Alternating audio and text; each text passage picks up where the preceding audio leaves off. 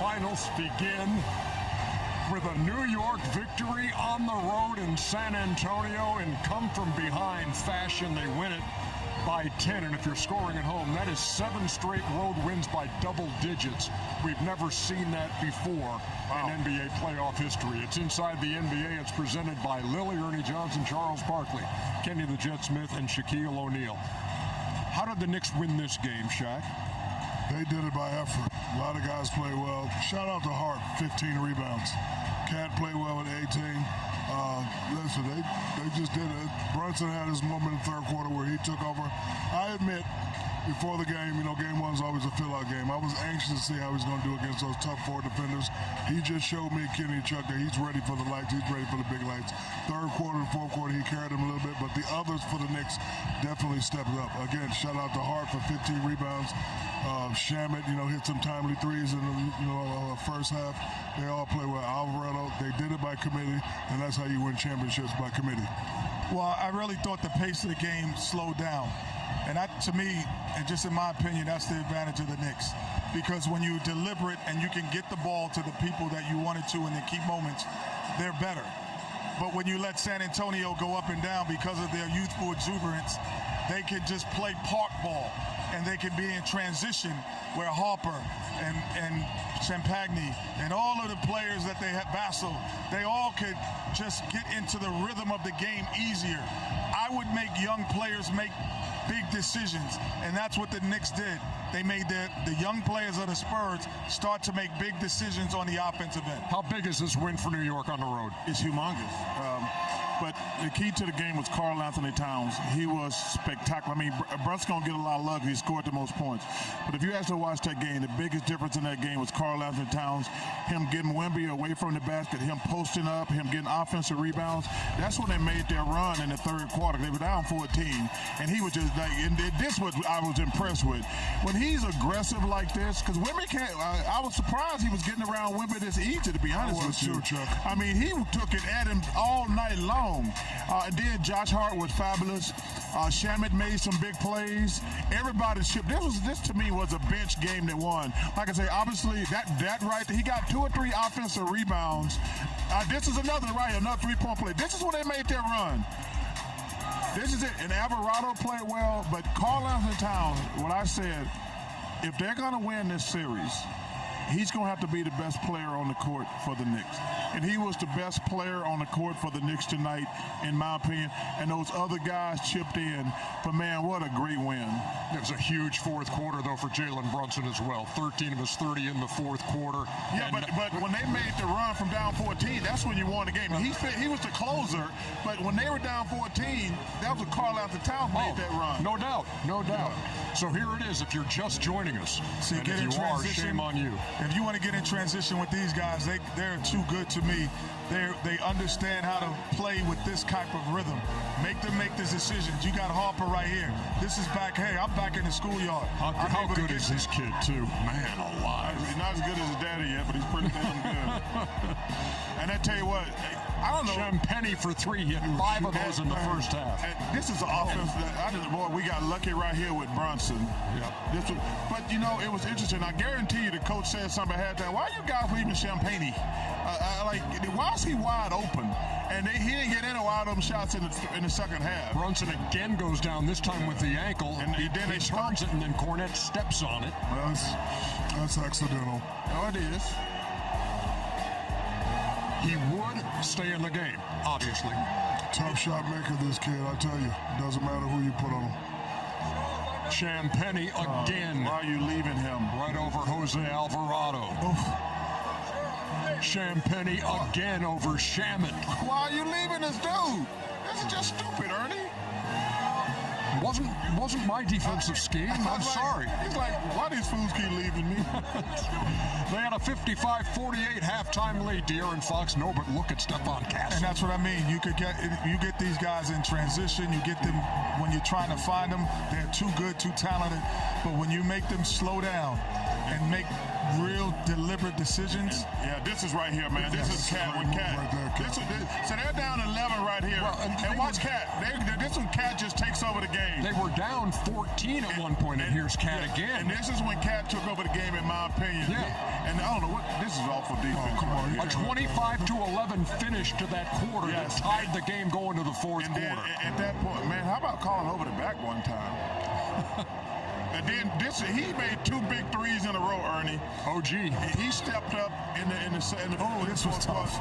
This is tough. And also, Ernie, kudos to the Knicks, because when they got down 14 instead of pouting, they just came back and played hard. Oh, this one I thought Wemby was going to will the Spurs to win. He did that 2 times in a row. Yeah, and they did take the lead back at 95-94, but there's Brunson for 3. And then Brunson with the spin and It's good defense right there. over Vassell. That's just a hell of a shot right there. Ain't nothing you can do about that one. He finishes, does Brunson, with 30 points, 12 out of 31 from the floor, and 2 out of 9 from 3. Yeah, that's not a good percentage. But the Knicks win it 105-95. Wemby 26, 12, and 3 blocks, and there's the line on Karl Anthony Towns with 18, 12, and 4. But Ernie, that's actually what's disappointing. See, that's why I hate analytics, Ernie. Because if you were just sitting at home minding your own business, and Brunson had 30, Brunson didn't have a good game. And if a good fourth quarter. He had a good fourth quarter. But if you just looked at Wemby's numbers, you say, man, Wemby had a great game. Wemby did not have a good game. No. That's why you can't go strictly by numbers. Wemby's numbers look impressive, but he did not have a good game. 6 out of 21 from the floor for Wemby. So San Antonio, at home, drops the opener. Here's their head coach, Mitch Johnson. Felt like, he missed a few shots early, and we got to get him moving in space and towards the rim, whether that's on rolls or running in transition, but we need the pressure on the rim and the force in the paint. And then they did a good job, obviously, being physical and showing crowds, but, we need to do a better job of establishing that early on, for sure. Rachel. 4th row on the right. Rachel. Hey, Mitch. Just wondering about some of the early in the shot clock threes and what you thought that was about. Yeah, I don't have any right now that I felt were egregious. There was definitely a stretch there in the second quarter, I know, where, we want to play with pace and we want to hunt threes in transition, but we also want those to be in rhythm and feel like they're our shot. And there might have been some questionable ones. I'll have to go back and look at the film. But again, it gets tough when you get nitpicky with that stuff. I'll have to go back and look. But we definitely, again, didn't have enough pressure on the paint all night, whether that was in transition or in the half court. And we got to make sure we're still putting force in the paint. And we'll still get our threes up with that. But we can't work outside in. We got to go more inside out for sure. 10-point win for the New York Knicks. 12 straight wins now in this postseason as they take the opener on the road. Karl Anthony Towns, we've talked about the fact that he had a huge game here for the Knicks in this Game 1 win, and he joins us now. Kat, thank you very much for taking a couple of minutes. My question to you is this. Look, you have an 18-12 game. You go 7 out of 15. But you were crucial in that comeback in the third quarter. Have you played a better game than this, given the circumstances, Game 1 of the NBA Finals? I don't know, but I will say, I'm upset I didn't shoot better. I was a little rusty, I feel like, but what I do say is I was really proud of the defense I brought out here tonight. So it was always about the defense. The defense was what won us this game, because our offense really didn't show up. But the defense did, and that's why we're leaving here with a win on a night where we didn't shoot well. Jersey, great game tonight. Are you making a conscious effort that if he comes up to you, you're going to give him that, little jab step and drive right by him? Because you did that beautifully tonight. I was actually surprised how easy you made it look out there. Like I said, are you making that a conscious effort? I'm just reading what the defense gives me. Early in the game, I just wanted to be aggressive in my playmaking, and of course, like you told me before, be aggressive in scoring too. Take my shots early, and I just saw something right there that could work. It worked early, and I just wanted to continue to find ways to get to that if I had an opportunity. But again, it's all about winning. So just making those winning plays, impacting winning every single possession was all I was thinking about. Well, Kat, number one, you were fabulous tonight. I thought you were the MVP of the game. I know Brunson finished strong, but you were the guy who got him back when y'all were down 14. My question is, you got 48 hours. You and Brunson are the leaders of this team. Yeah.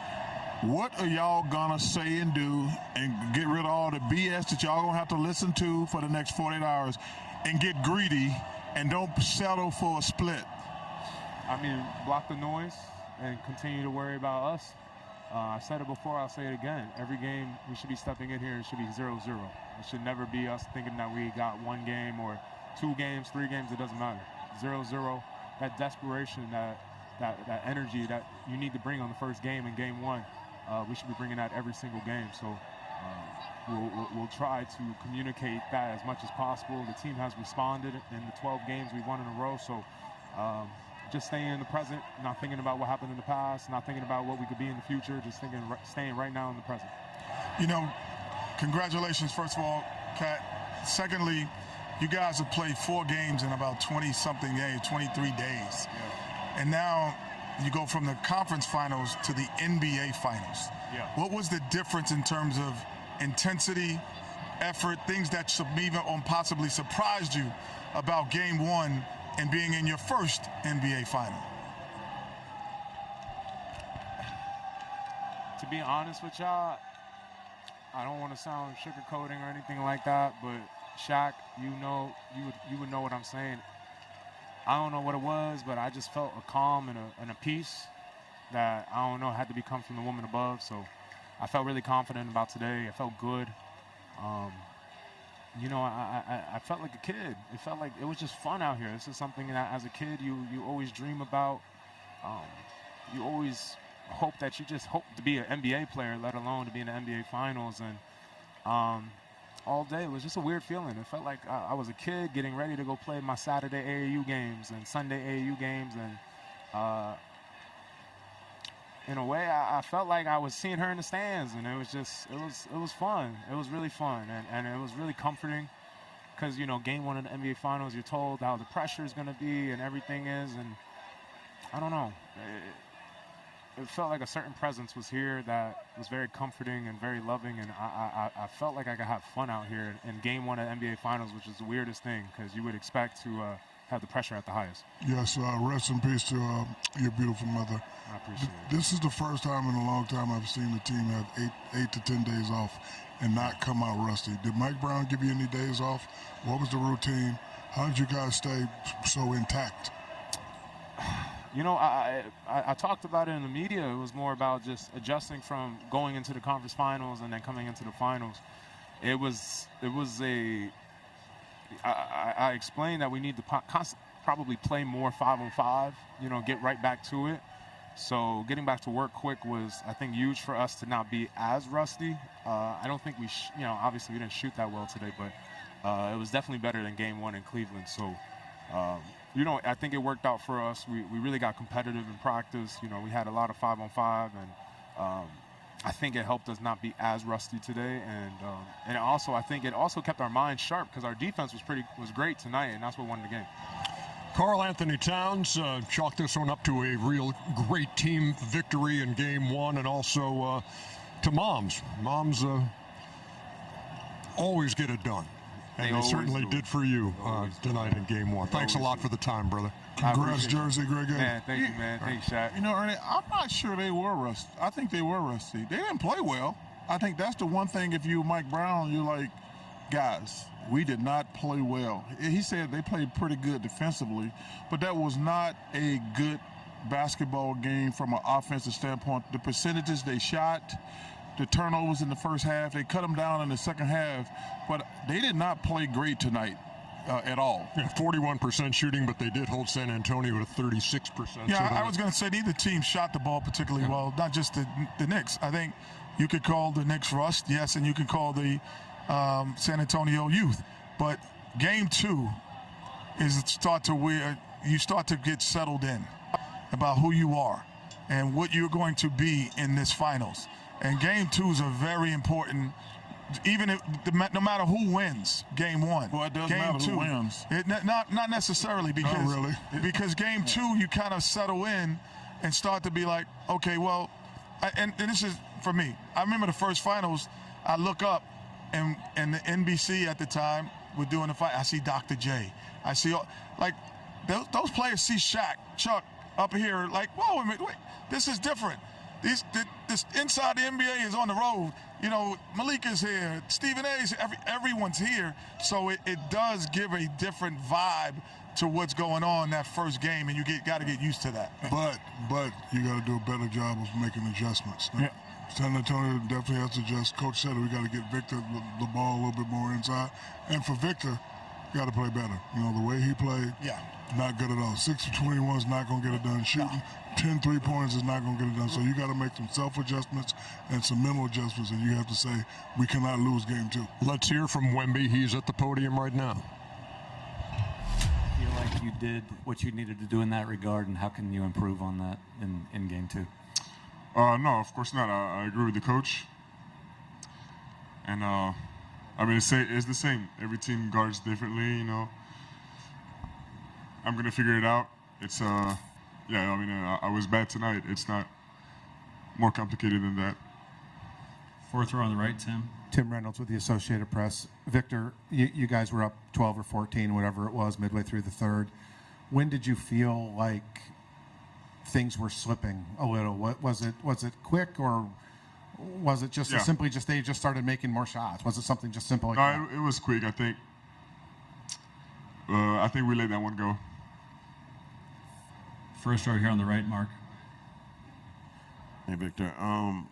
Walking into this, your first ever finals game tonight, were there any jitters that bothered you from the beginning that perhaps could have affected you at all today?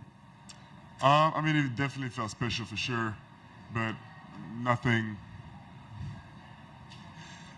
close that could be an excuse, you know.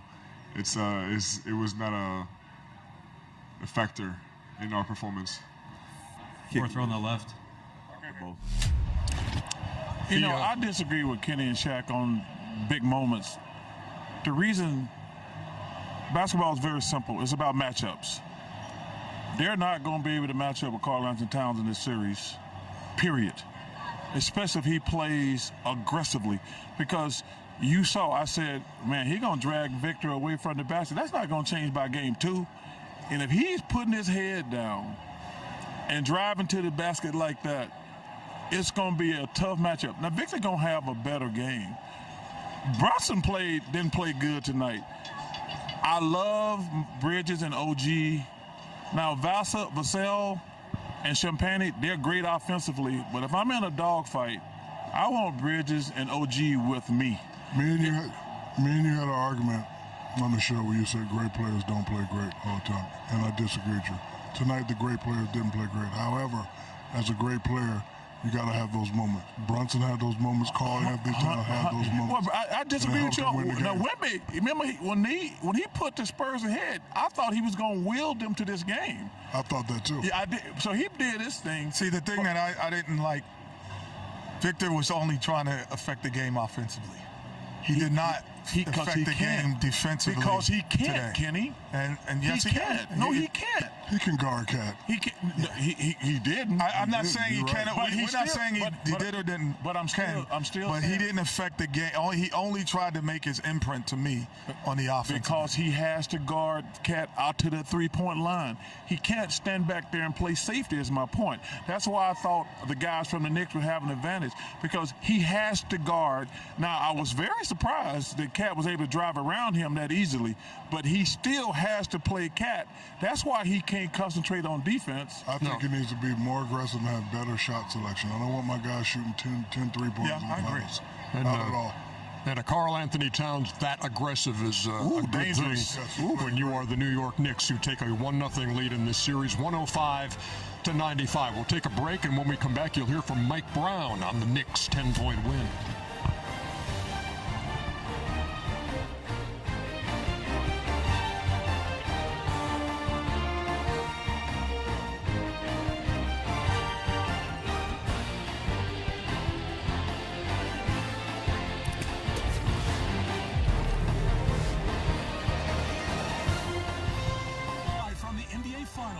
Inside the NBA is presented by Lilly, a medicine company.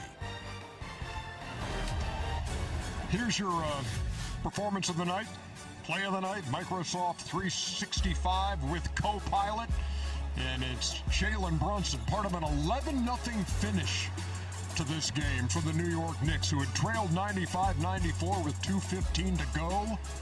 Brunson with 13 of his 30 in the fourth quarter.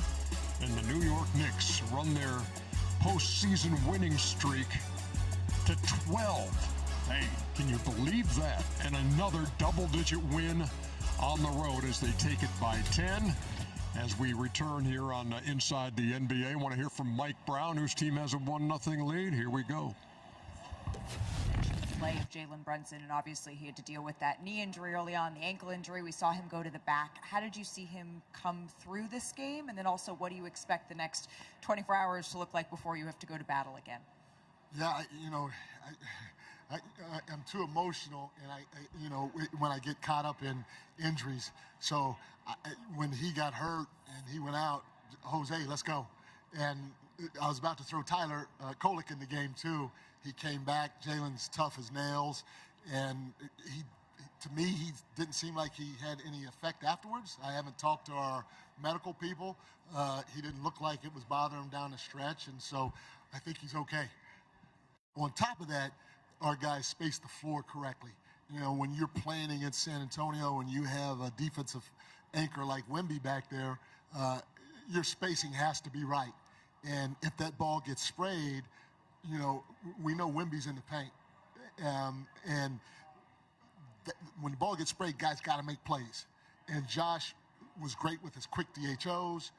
Guys were great shooting the ball. Guys were great having a second drive. And those are things you got to try to do against this team, because Wemby is going to gravitate towards the ball when you drive it. And, again, I give our guys credit, especially starting with Jalen, because he made some huge plays, which drew Wemby in even more. But give our guys credit for trying to play fast down the stretch and making sure the floor was spaced when Jalen drove the basketball. Jalen Brunson's night.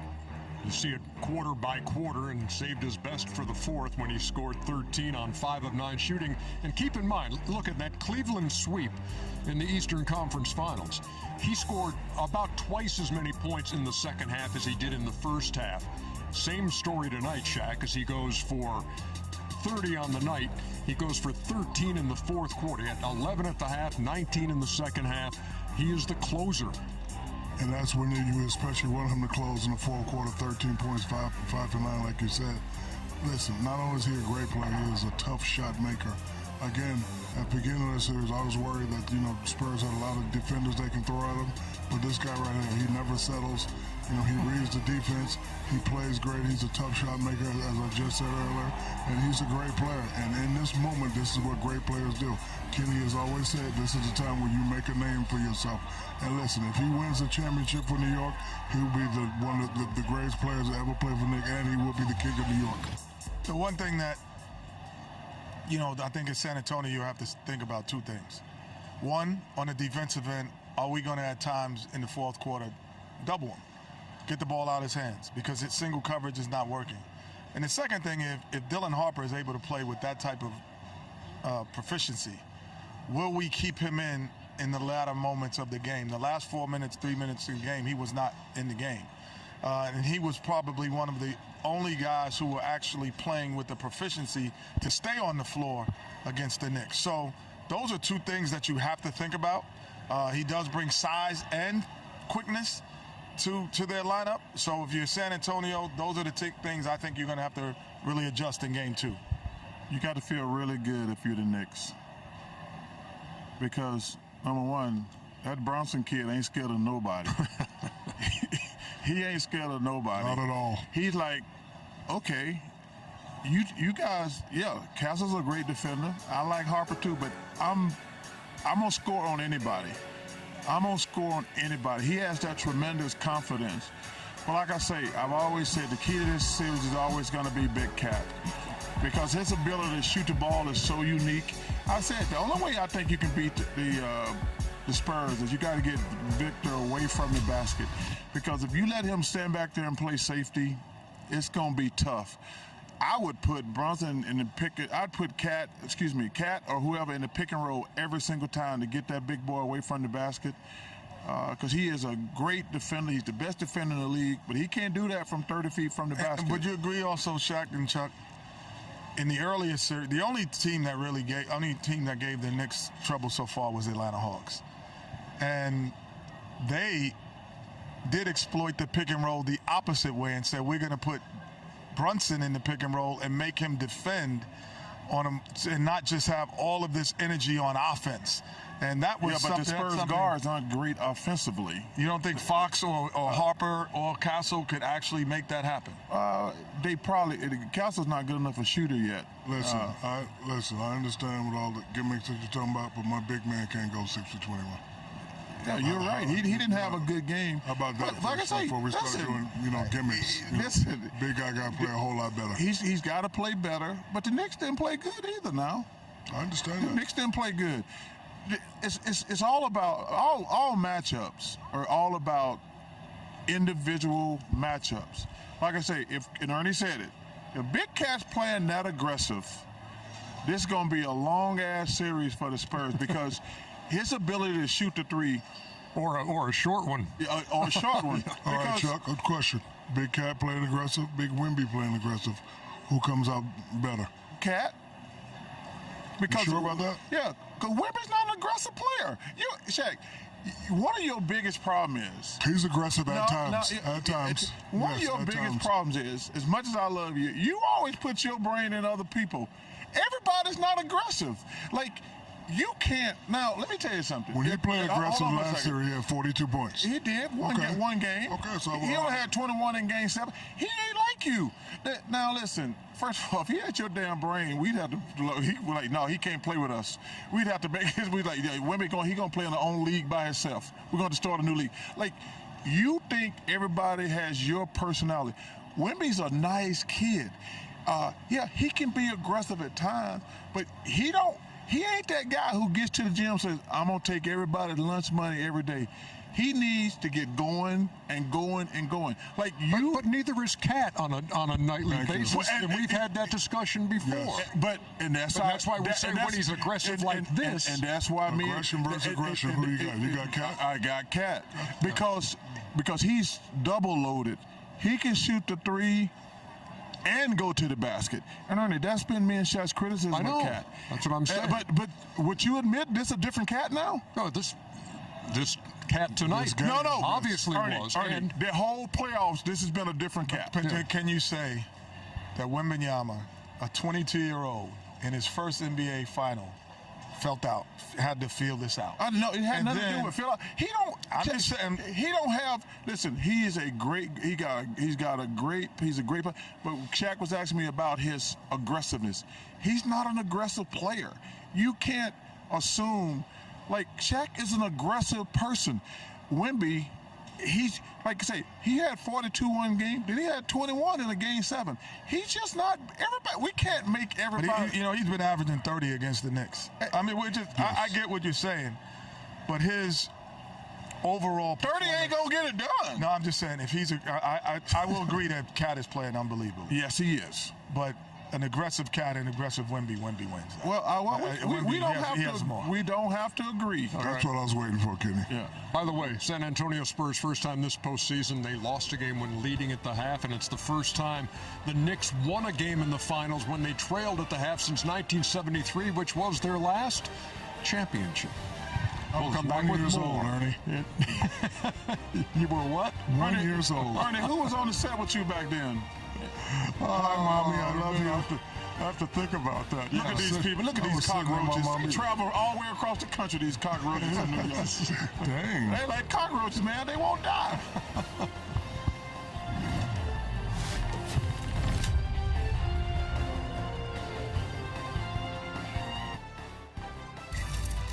Live from the NBA Finals, Inside the NBA is presented by Lilly, a medicine company.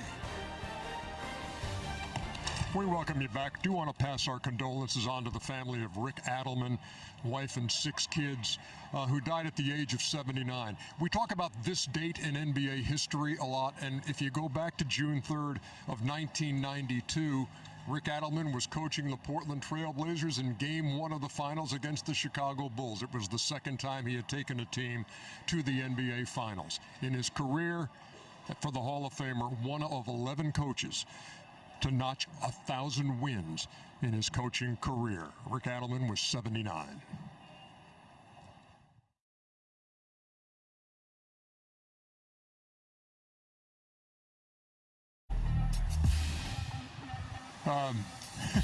Knicks fans. Yep. I don't know why you would say that, Chuckster. Why the whole cockroach thing, man? Come on, man. That's disgusting, man. They travel like cockroaches, man. I know. They're hard to kill. They're hard to kill. Yes, indeed. I think it's that time, isn't it? Please? I hope it's that time. Charles. It's time for EJ's Nino Stat of the Night. Presented by no one.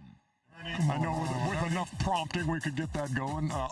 Unsullied by sponsorship since 1989. Thank you very much, Ernie, Dr. you do Ernie. look like Fireman Bill Bid right now. What? With what? You did. Let me tell you something. Yeah, but he doesn't wear a baseball No, hat. from In Living Color. You just look. Come on. Jim Carrey. Love you, Jim. Charles, you ever have any cockroaches in your cereal growing up? You never had that? When they were crunchy, just throw a little sugar on them. Throw a little powdered sugar on them. Protein. Come on, they hiding protein. Yep. We have to go fishing.